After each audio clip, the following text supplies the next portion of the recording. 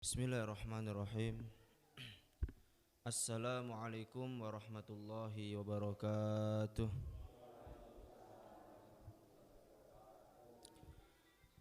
Innal hamdalillahi nahmaduhu wa nasta'inuhu wa nastaghfiruh wa na'udzu billahi min syururi anfusina wa min sayyiati a'malina.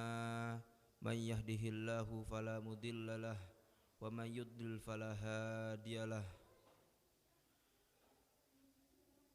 Asyhadu an la ilaha illallah wa asyhadu anna Muhammadan abduhu wa rasuluhu la nabiyya wa la rasulahu ba'dah. Ayyuhal hadirin wal hadirat rahimani wa rahimakumullahu ta'ala.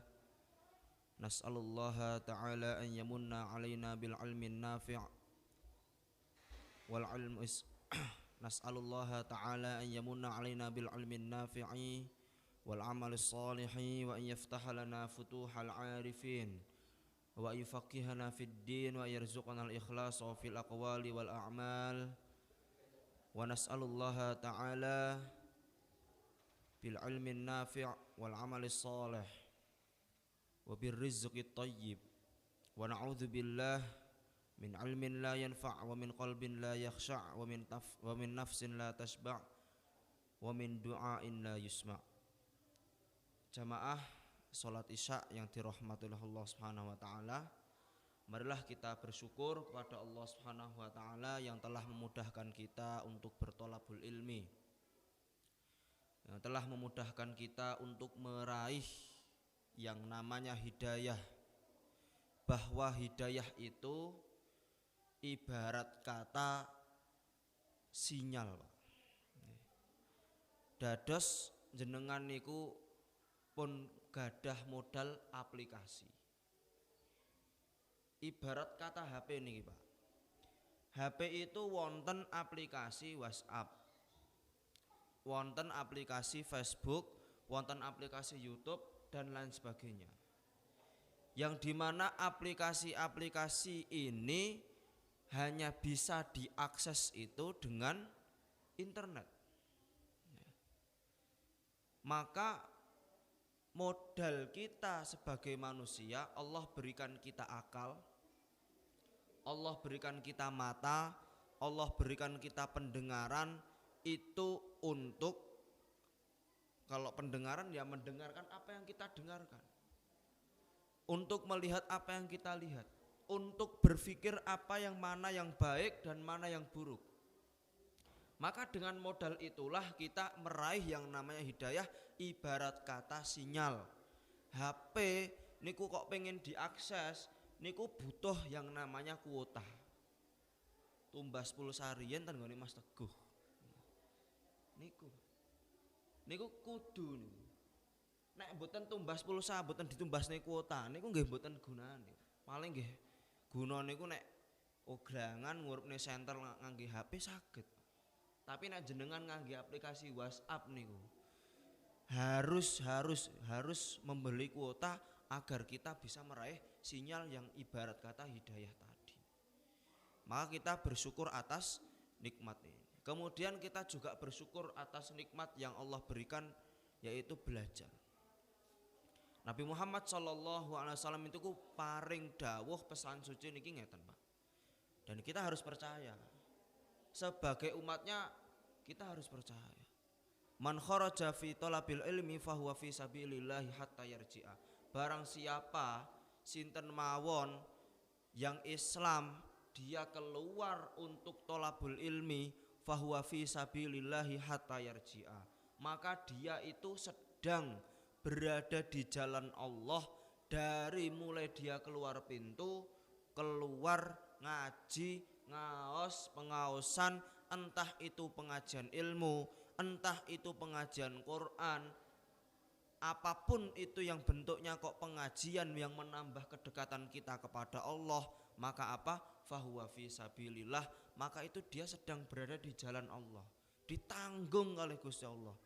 Kok ndelalah misalke, delalah niku jenengan kok meninggal di situ, sudah hampir-hampir dipastikan melalui kalam Nabi Muhammad, melalui kalam nubuah tadi, bahwa ketika kita meninggal sedang perjalanan untuk menuntut ilmu, kita sedang berada di jalan Allah, yang artinya insya Allah jaminan kita adalah surga. Percaya toh Pak nggih? Percaya mboten Bu? Harus. Wong Islam niku harus sohat bima jaa fi kalamin nabi. Ten kitab niki wonten, ten pembukaan niku dikatakan orang yang ahlus sunnah wal jamaah itu salah satunya apa? Sohat bihi ar-riwayah an Rasulullah sallallahu alaihi wasallam, membenarkan segala macam riwayat yang datangnya dari Rasulullah sallallahu alaihi wasallam, termasuk hadis itu, Pak. Man kana fi talabil ilmi kanatil jannah fi talabih. Barang siapa kok nyuwun ilmu kalih Gusti Allah, tolab niku artine nyuwun utawi mados utawi goleki nggih. Napa malih? Napa mbut kirang ketinggal? Sing wingking jelas. Oh dipegang. Nggih. Barang siapa kok mencari ilmu, ibarat kata mados warga, Pak. Kanatil jannah fi talabi, seolah-olah seakan-akan surga itu sedang dicari bagi mereka yang sedang pengajian hari ini. Nah, niki ibaratnya jenengan niku lenggah namuk pirang jam Pak mriki? Berapa jam? Oh setengah jam. Berarti enggak sampai 1 jam. Nah, tiwas salah. Pirang menit ya Pak nggih. Napa-napa. Nek setengah jam kula nggih seneng lho Pak. Ngisi mboten suwe-suwe ngoten nggih. Nggih, sami. Sing ngrungokne nggih seneng, sing ngisi nggih seneng ngoten. Simbiosis mutualisme ngoten. Nggih, ngoten. Niki namung nyemangati mawon. Kajenge kita niku seneng kalih ngaji. Nggih. Kemudian insyaallah Bapak-bapak yang dirahmati Allah Subhanahu wa taala, karena waktunya singkat, kita masuk kepada kitab. Dados sebelum masuk kitab riyen. Sebelum masuk kitab ya kita jelaskan niki sampun kula jelaske ten pengajian di Masjid At-Taubah Bomo juga. Dan kita membahas tentang babakan yang namanya akidah. Bahwa akidah itu al-aqdu huwa ar-rabtu ya. Akidah itu adalah ar-rabtu, yaitu mengikat. Napa to ngikat niku? Mengikat itu ya membuat hal yang tadinya mboten kenceng malah tambah kenceng. Yang tadinya tercecer disatukan menjadi tercecer. Yang tadinya nek tercecer niku mboten guna, mengke ditali niku dados berguna. Napa? Sapu. Nggih. Sapu itu nek misalkan satu-satu niku nggih nyapu niku nggih mboten saged, Pak. Fungsine napa? Kirangan. Tapi nek misalkan ditali, maka dia menjadi barang yang sangat berharga. Atau misalkan korden, nek misalnya kula ngistilahkan ke anak-anak kutab itu korden niku nek ten cendela gitu. Cendelane dibuka kena angin, maka kalau kordennya ditali menjadi satu, maka dia tidak akan berterbangan kalau ada ikatannya. Tapi kalau misalkan korden tadi enggak diikat, kok kena angin, maka anginnya akan membuat korden itu berkoyak-koyak, terbang-terbang. Maka ibarat kata iman itu apa? Akidah itu adalah mengikat seseorang yang tadinya mboten kuat menjadi kuat, yang tadinya tidak misalkan kena angin goyah, kena angin termabur niku menjadi anteng. Niki nek pamon diibaratke Pak, ten Tawangmangu niku wonten. Nek kula kinten jenengan luwih mangertosi Pak. Soale kula mboten tiyang Tawangmangu. Nek jenengan dereng ngertos nggih kula paring pangertosan. Nek misale Pak sampun mangertosi nggih niki dados pengingat mawon. Nggih. Bahwa satu desa yang sangat populer, Gondosuli. Jenengan nek misale napa mireng Gondosuli niku apa yang terlintas dalam pikiran panjenengan Pak? Dingin. Bener dingin. Napa Bu nek jenengan Bu? Bahwa Gondosuli itu adalah ada programnya milik agama tetangga kita, nggih menika agama Nasrani. Kenapa kok kita bilang agama tetangga? Jajane nggih mboten wonten dalile.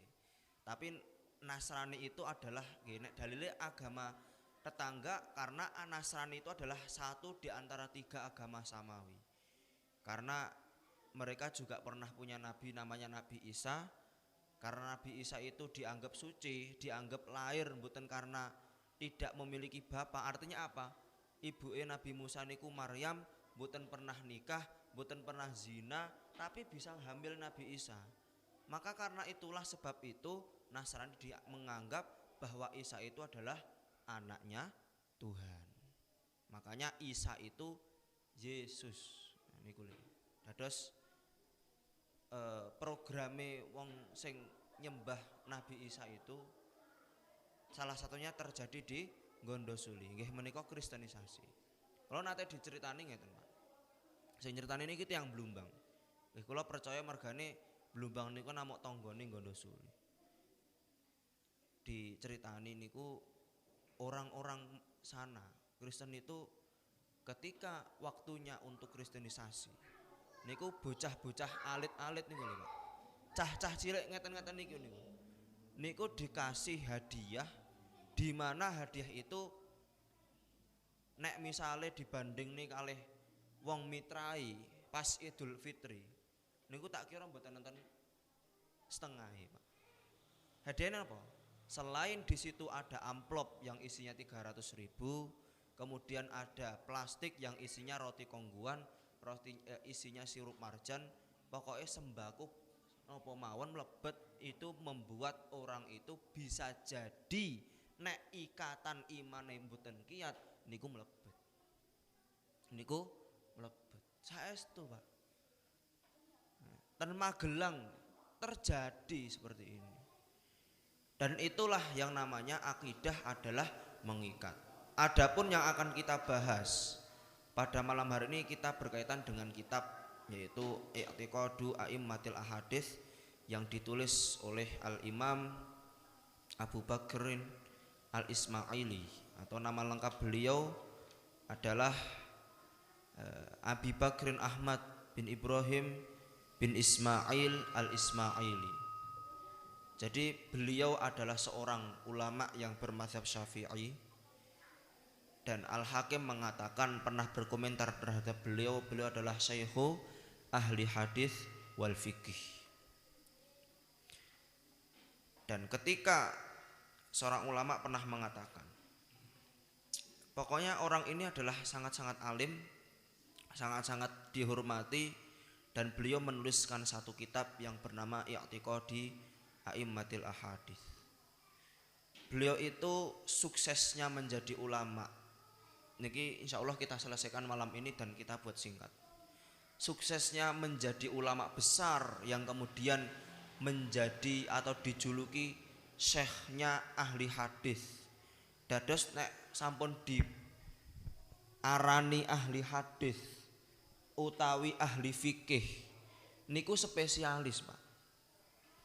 Dokter kok spesialis, kalih dokter mboten spesialis. Jenengan misalnya nekani mantri, nggih, konsultasi, kemudian mendapatkan obat dari situ, sama dengan mendatangi dokter spesialis.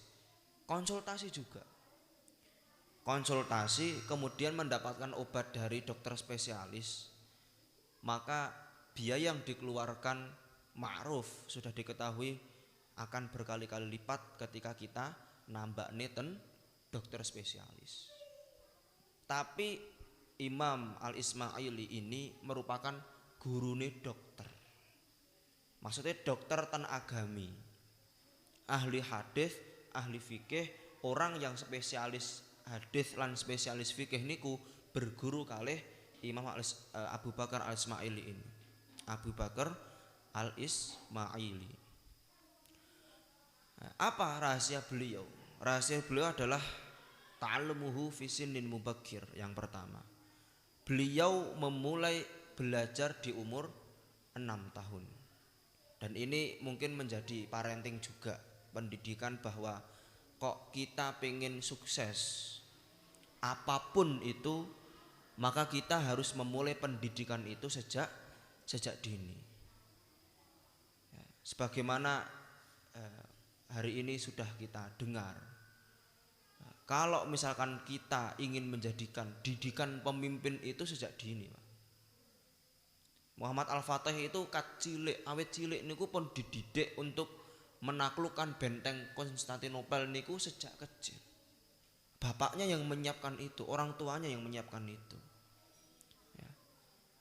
Maka kata beliau, ana katabtu bi khatti hadza ila an Ahmad bin Khalid ad-Damighani. Saya ini pernah menulis imla hadis kepada Syekh Ahmad bin Khalid ad-Damighani. Niki beliau mengatakan, bercerita sendiri sampai apa, saking belianya umur beliau itu sampai lupa kepada gurunya. Maksudnya lupa melihat wajah gurunya itu seperti apa, saking kecilnya itu. Kemudian yang kedua adalah birruhu biwalidayhi. Ibrahim bin Musa mengatakan bahwa beliau itu sangat-sangat berbakti kepada orang tuanya.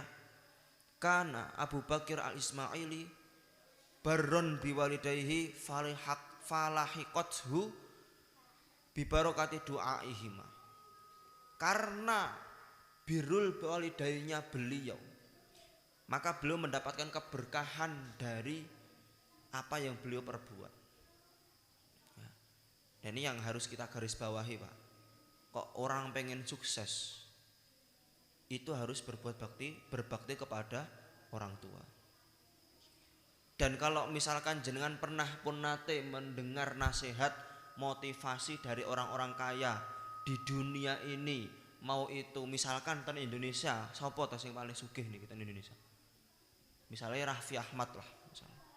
Niku juga pernah mengatakan kalau pengen sukses itu salah satu rahasianya adalah kedua orang tua. Atau Jack Ma mengatakan seperti itu. Untuk menjadi sukses, meraih kesuksesan itu jangan pernah lupakan orang tua, karena orang tua itu memunculkan barokah. Ini bisa dibayangkan, orang yang tidak percaya Allah, sing Jack Ma wau, nek Raffi Ahmad cek percaya mergane Islam. Yang bernama Jack Ma itu mengatakan salah satu rahasia sukses itu kembali kepada orang tua, berbuat baik kepada orang tua, bahkan kepada siapapun. Karena itu sebagai pemancing rezeki bagi kita. Nah, maka mosok inggih, misalnya nek mulai dibanding nih, wong sing mboten percaya kali Gusti Allah mawon, percaya kok nek misalnya berbuat bakti kepada kedua orang tua akan memunculkan kebaikan. Maka saya dapatkan dari Ustadz Umar Mita itu pernah mengatakan seperti ini. Ya, aslinya ada kalimat Arabnya yang mengatakan bahwa salah satu dosa yang dibalas oleh Allah di dunia dan di akhirat adalah durhaka kepada orang tua. Nah misale ngoten nggih, jenengan ten Sabin, mboten jenengan, mosok ameh contoh elek mosok jenengan. Jenengan tiyang ngaji insyaallah saleh dan alim semuanya. Enek wong misalnya enten tiang ten Sabin delalah berlaku curang. Air yang seharusnya tidak menjadi jatahnya karena dia di atas ya dibelok nih. Atau dimanapun itu. Dan pasar misalnya mengurangi timbangan. Nek timbangan itu kan saged dianu Pak, napa? Diputer. Titik nolnya niku dari mana bisa diatur. Nah itu kalau misalkan kita nggak tahu ya dibalas di akhirat. Makanya yo banyak orang yang memutar timbangan tapi kaya yo banyak karena balasannya tidak di dunia, di akhirat. Yeah. Tapi ada satu dosa yang Allah itu akan balas ten donya dibales, ten akhirat nggih dibales. Napa? Hukukul walidain. Apa itu? Durhaka kepada orang tua. Dan ini harus diketahui bahwa ilmu atau pengetahuan berbakti kepada orang tua itu tidak hanya untuk anak. Sampai kita tua, sampai kita selama kita masih memiliki, bahkan hatta sampai kita meninggal tetap kita berbakti kepada kedua orang tua. Nggih minimal nek ten donya niku nek balesane nggih paling minim niku. Niku anake mengke kok misalnya ada orang yang tidak berbakti, ya maka anaknya yang tidak akan berbakti kepada dirinya, dan itu nyata, enggak satu dua pun niku hakon insyaallah. Kemudian selain daripada itu dampaknya apa? Membuat dia itu tidak sukses, membuat dia itu ya akan mengalami kesulitan-kesulitan yang ada dalam hidupnya, dan itu insya Allah ya kita alami ngoten nggih. Kemudian apa yang membuat beliau Syekh Al-Ismaili tadi menjadi alim allamah? Yang ketiga adalah rihlatuhu fi thalabil ilmi, yaitu beliau melakukan perjalanan jauh untuk thalabul ilmi. Dikisahkan Syekh Fakhrul Islam yang tertulis dalam kitab Ta'limul Muta'allim itu, kalau rihlah fi thalabil ilmi itu membutuhkan biaya yang sangat banyak, membutuhkan waktu yang sangat panjang, membutuhkan kaki yang kuat untuk berjalan, paling tidak hanya untuk membutuhkan atau mengetahui satu hadis saja. Ya. Itu Syekh Fakhrul Islam ketika perjalanan jauh untuk talabul ilmi, beliau kehabisan bekal, Pak. Kehabisan bekal, saking habisnya itu beliau ngorek-ngorek tempat yang tidak ada orang. Golek irian, madosi irian tempat yang sekiranya itu tidak ada orang, tidak ada yang melihat. Mencari apa? Mencari dalam kisahnya apa? Dalam kitabnya itu disebutkan biji semangka, biji semangka. Kulit semangka. Kulit semangka itu kalau misalkan sudah dibuang, itu pasti membusuk. Dan karena saking beliaunya lapar, tapi ini laparnya dalam kebenaran, menuntut ilmu, dan ini perjuangan untuk menuntut ilmu, sampai-sampai seperti itu, Pak. Maka nek hari ini insya Allah nek rehlah fi thalabil ilmi itu terjadi mungkin ketika kita anak-anak yang mungkin sudah dewasa, yang umurnya umur SMA atau kuliah, yang mungkin dia perlu merantau jauh untuk menuntut ilmu. Tapi untuk sekecil ya, mungkin anak-anak yang kecil, cara mendapatkan barokah rihlah fi thalabil ilmi itu ya sebagai orang tua menyekolahkan mungkin harus melakukan pengorbanan yang sangat lebih. Dungani, nirakati, niku adalah hal yang harus dilalui oleh orang tua kepada anaknya. Nah, niku, ya, niku, insyaallah niki sampun berapa Pak niki? Lebih dari, oh masih seberapa jam, atau ya. Nah berarti lanjut ngoten nih. Hasilnya nek momone pun rampung nggih kula pungkasi ngoten. Berarti 8:30 nggih Pak nggih. Tenang nggih Pak nggih. Nggih, insyaallah lanjut. Baik, kita masuk ke kitab ala kulli hal. Beliau mendapatkan kemuliaan untuk talabul ilmi itu dengan 3 syarat, dan ini bisa dipraktekkan kepada anaknya panjenengan.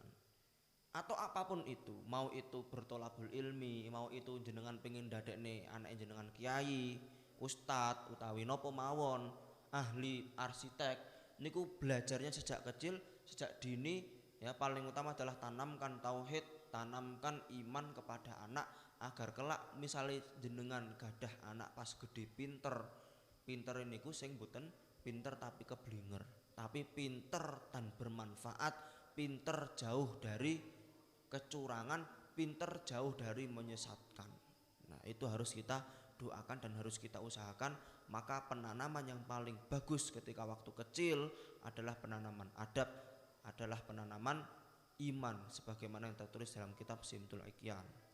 Taib, qala al-muallif rahmatullahi alaihi, au qala Ibnu Qudamah akhbarana asy-Syarif Abdul Abbas Mas'ud bin Abdul Wahid bin Matar al-Hashimi qala aynama anba'ana al-Hafidh Abul Ula Sa'id bin Yasar al-Harwi qala anba'ana Abul Hasan Ali bin Muhammad al-Jurjani qala anba'ana Abul Qasim Hamzah bin Yusuf as-Sahmi qala anba'ana Abu Bakar Ahmad bin Ibrahim al-Ismaili qala al-muallif rahmatullahi alaihi i'lamu rahimanallah wa iyyakum. Ketahuilah wahai siapapun yang membaca kitab ini, yang diperdengarkan kitab ini, kitab yang judulnya A'immat I'tiqadu A'immati Hadis, sinten mawon, maka kita disuruh untuk mengetahui yang pertama, kemudian yang kedua kita didoakan oleh beliau Syekh Al-Ismaili pada malam hari ini. Didoakan, Pak. Nggih. Rahimanallah wa iyyakum. Dan ini harus menjadi garis bawah, bahwa suksesnya seorang santri, suksesnya seorang murid, seorang anak jenengan sekolah keten pun dimawon, kok jenengan pengen anaknya sukses, maka syarat yang paling besar di antara syarat-syarat yang lain adalah guru yang harus mendoakan muridnya. Selain daripada doa orang tua, maka doa guru menjadi poin yang paling penting untuk pendidikan orang tua, pendidikan anak. Wajib, harus, guru harus tirakat, guru harus berjuang, guru harus melek malam untuk mencari referensi apa yang harus diajarkan besok. Makanya guru itu disebut pahlawan tanpa tanda jasa. Kenapa? Ya memang pahlawan, Pak. Kalau nggak ada guru, misalnya gini, ya, petani ini bisa jadi kalau misalkan pakai uang besar, ini nggak dibutuhkan itu bisa, Pak. Ngapunten nggih, misalnya kita tidak merendahkan pekerjaan petani, tapi di Amerika itu sudah berhasil membuat robot yang namanya petani, nyirami secara otomatis, ngerabuk secara otomatis, napa melih, nandur secara otomatis. Kan pun wonten, Pak. Selain traktor sing nggih membolak-balikkan tanah, itu ada mesin tandur padi itu juga ada. Mesin itu bisa dibuat. Misalkan yang lain, ya, napa produksi. Wong sing nyambut damel ten pabrik. Kok misalkan pabriknya sugih, niku mboten perlu orang, Pak. Perlu orang mungkin cuma beberapa saat saja. Karena misalkan pabrik mie itu bisa kok membuat tanpa, misalkan pokoknya si robot mawon bisa. Robot meniru, bahkan lebih canggih, bahkan lebih cepat bisa. Di luar negeri bahkan, ya, di Jepang itu restoran itu yang melayani robot, ya, itu bisa. Tapi di antara satu profesi yang tidak bisa dibikin robot adalah guru. Guru itu tidak bisa. Misalnya jenengan sekolah nyekolahke anak tan pundi, jenengan banding nih misalkan kalih Ustadz Adi Hidayat atau Ustadz Abdul Somad. Ustadz Adi Hidayat atau Ustadz Abdul Somad insya Allah ma'ruf, dan kita sama-sama tahu beliau adalah orang pinter, orang alim yang ada di Indonesia ini. Lalu misalkan beliau pinter itu, lalu anak jenengan, putrane putri jenengan niku kok misalkan, kok aku pengen nyekolahke pengen anakku diulang kali Ustadz Adi Hidayat. Misalkan jenengan tumbas proyektor, tumbas komputer, jenengan setelke Ustadz Adi Hidayat ten YouTube, ten layar niku lho, layar tancep niku, di setelke. Niku kinten-kinten saged dadoske anak pinter napa mboten, Pak? Saged napa mboten, Pak? Ya. Belum bisa. Karena video itu tidak nanti misalkan anak melakukan kesalahan diingatkan. Tidak nanti misalkan anaknya telat ada hukuman yang membuat anak itu tidak telat lagi. Dan itu fitrah. Itu menungso niku kok nglakoni elek, anak kecil itu sudah biasa. Dan siapa yang bisa mengingatkan ketika terpisah dari orang tua? Ya guru.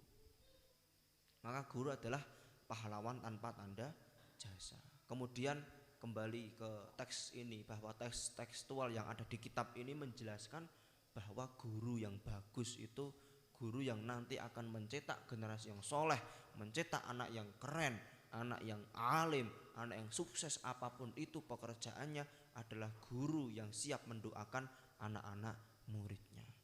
Maka pastikan ketika memilih sekolah, pastikan guru niku nggih mengke ndongakne. Nek misalnya jenengan khawatir, pesan langsung. Bapak, Ibu, tolong doakan anak-anak kami. Nggih.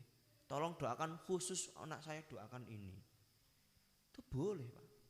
Itu boleh dan itu hak guru dan itu memang kunci suksesnya anak agar sukses dalam menuntut ilmu. Kemudian disebutkan an-namadzhab ahli hadis atau ahlus sunnah wal jamaah.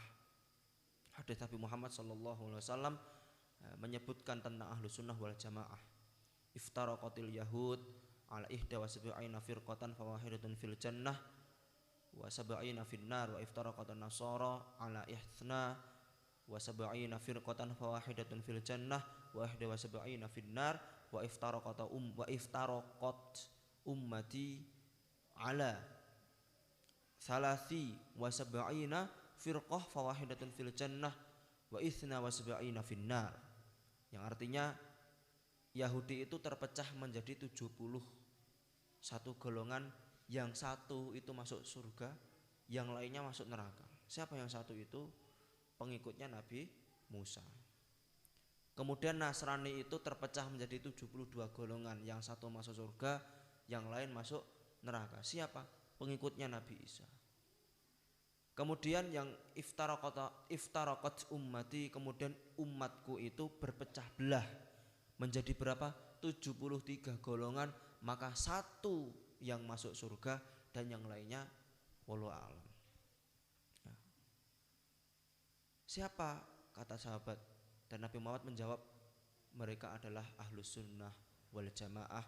Mereka mengikuti Nabi Muhammad sallallahu alaihi wasallam, hum al jamaah. Maka ketika kita ingin menjadi ahlus sunnah wal jamaah, ingin mengetahui akidah yang benar menurut ahlus sunnah wal jamaah, maka salah satu solusinya adalah kita membaca kitab karangan Syekh Abu Bakar Al-Ismaili. Itu ya. Itu tentang ahlus sunnah wal jamaah. Kemudian singkat, beliau juga menyebutkan tentang ahlus sunnah wal jamaah. La tazalu min ummati zahirina alal haqqi la yadurruhu man khadalahum wa hum kadzalik hatta ya'ti amrullah wa hum kadzalik.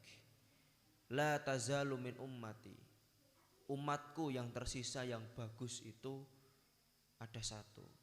Siapa mereka? Zahirina al haqqi, yang mereka itu bangga terhadap dirinya sebagai seorang muslim. Kita harus bangga.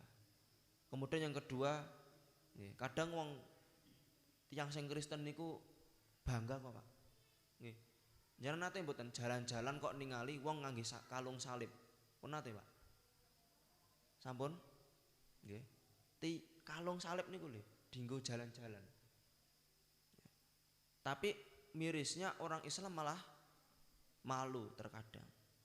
Menampakkan dirinya Islam, menampakkan pakaian yang khas dengan kesolehan, itu kadang malu.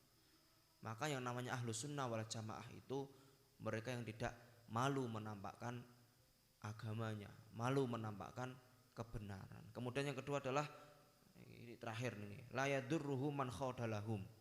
Mereka tidak sama sekali menjadi pengecut tatkala banyak yang mengejeknya, banyak yang menghinanya, banyak yang mencelanya, tetap seperti itu. Tetap panggah lurus dan masjid meskipun diajak sok suci. Panggah kerudungan meskipun dianggap kain sak-sae. Panggah niku terus.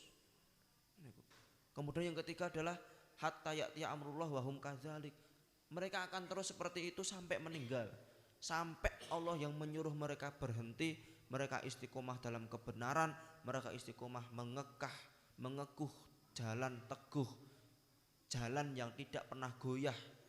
Nek jenengan diberi nikmat ke masjid, panggah dan masjid sampai kita meninggal dunia, sampai Allah yang menghentikan kita.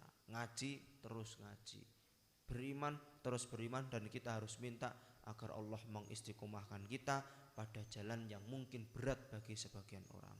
Nggih, kalau cekap semanten insyaallah mugi-mugi bermanfaat. Kita berdoa selalu agar setiap apa yang kita dengar itu bermanfaat. Maka kalau boleh kita simpulkan bahwa kitab ini membahas tentang siapa Ahlus Sunnah wal Jamaah pertama. Kemudian penulisnya adalah Imam Al-Ismaili. Beliau adalah gurunya dokter pokoknya. Rahasianya ada 3. Yang pertama adalah belajar sejak dini, yang kedua adalah berbuat baik kepada orang tua, yang ketiga adalah berjuang dalam belajarnya. Digambarkan di situ yorehlah jauh berpisah kepada keluarganya. Perjuangan yang benar-benar perjuangan tidak hanya dari dia tapi juga dengan keluarganya. Kemudian yang selanjutnya adalah beliau mendoakan kita dan nasnya ini guru yang sukses mendidik murid adalah salah satunya adalah kuncinya mendoakan muridnya. Kemudian yang terakhir ciri Ahlus Sunnah wal Jamaah itu ada 3. Yang pertama, mereka bangga dengan kebenaran. Yang kedua, mereka tidak pernah goyah meskipun banyak yang mencelanya. Yang kemudian yang ketiga adalah mereka akan tetap seperti itu sampai meninggal dunia. Akhirul kalam, assalamualaikum warahmatullahi wabarakatuh.